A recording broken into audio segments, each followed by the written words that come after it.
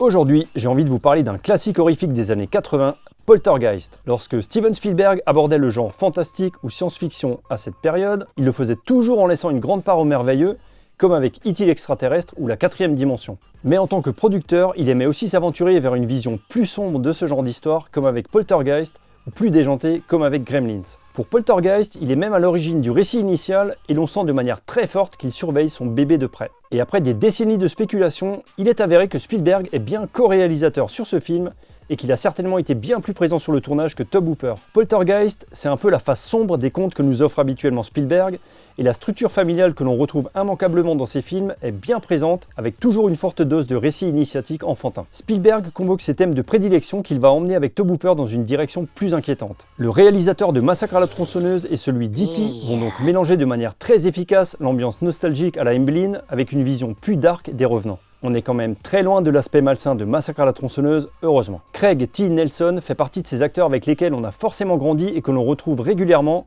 d'Osterman Weekend à la proposition, en passant par L'Esprit d'équipe ou L'Associé du diable.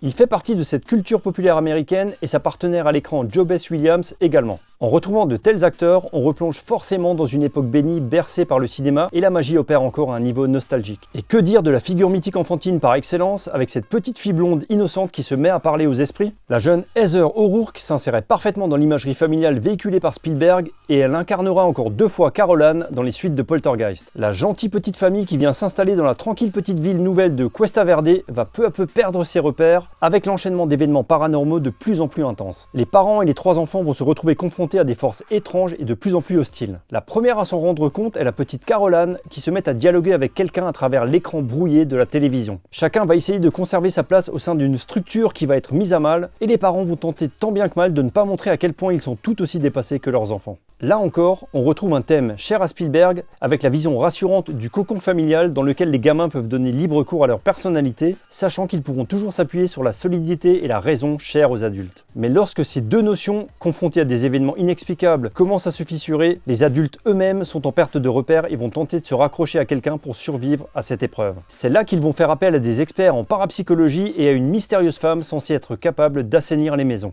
On découvre alors de nouveaux personnages, ce qui affaiblit un peu le film par moments, mais qui colle là encore à la vision familiale de Steven Spielberg, avec quelques touches d'humour sympathiques. Pour la petite histoire, lors de la séquence de la piscine, l'actrice Jo Beth Williams se retrouve entourée par de vrais squelettes. Un technicien a expliqué plus tard qu'il était plus simple de se procurer de vrais squelettes que d'en fabriquer des faux. Poltergeist offre des moments inquiétants et parfois flippants, comme cette scène très courte où la mère veut vérifier si la chambre de sa fille est toujours hantée. Ce moment est sacrément efficace et le reste du film baigne dans une ambiance de fantastique familiale qui fonctionne encore vraiment bien et qui en fait un classique efficace du film de maison hantée des années 80.